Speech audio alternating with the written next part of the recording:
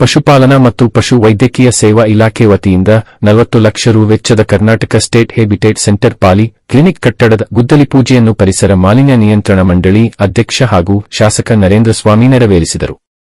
ಈ ವೇಳೆ ಶಾಸಕ ನರೇಂದ್ರಸ್ವಾಮಿ ಮಾತನಾಡಿ, ಪಾಲಿಕ್ಲಿನಿಕ್ ಕಟ್ಟಡವನ್ನು ಸುಮಾರು 40 ಲಕ್ಷ ರು ವೆಚ್ಚ ಗುದ್ದಲಿ ಪೂಜೆ ಮಾಡುತ್ತಿದ್ದು, ಎಲ್ಲ ಸೌಲಭ್ಯಗಳನ್ನು ಒಳಗೊಂಡ ಪಾಲಿಕ್ಲಿನಿಕ್ ಪ್ರಾರಂಭವಾಗಲಿದೆ ಎಂದರು.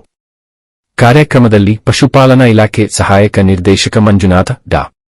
ಚಂದ್ರಶೇಖರ್, ಪುರಸಭಾಧ್ಯಕ್ಷ ಪುಟ್ಟಸ್ವಾಮಿ, ಬ್ಲಾಕ್ ಕಾಂಗ್ರೆಸ್ ಅಧ್ಯಕ್ಷ ಸಿ.ಪಿ. ರಾಜು, ದೊಡ್ಡಯ್ಯ, ಮಾಜಿ ಅಧ್ಯಕ್ಷ ದೇವರಾಜು ಸೇರಿದಂತೆ ಹಲವರು ಇದ್ದರು.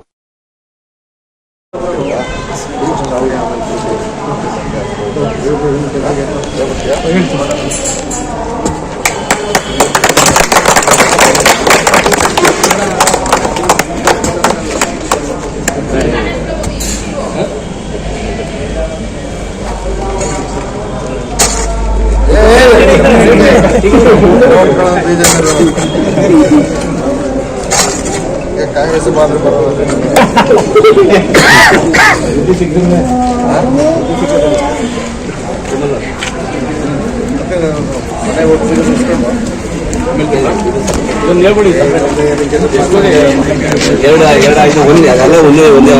ಇದು ಬೇರೆ ಆಯ್ತು. 3 ದಿನ ಕಂಟಿನ್ಯೂಸ್ ಇದು ಬೇರೆ ಆಯ್ತು, ಬೇರೆ ಆಯ್ತು ಸಪರೇಟ್ ಆಯ್ತು. ರೇಟ್ ಕೊಟ್ಟರು 56 ಅಷ್ಟೇ. ಗ್ರಾಂಟ್ ತಂದಿಲ್ಲ ಅದ್ರಲ್ಲ, ಅದಕ್ಕೆ ನಾನು ಹೇಳ್ಕೊಳ್ತೀನಿ ಸರ್.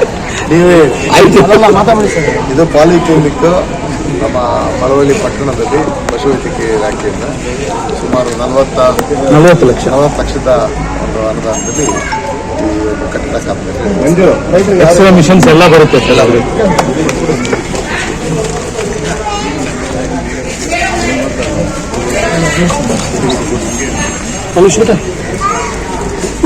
ಆಗ್ಬಿಡ ಇಂಥಗಳನ್ನು ಆಗಲ್ಲ.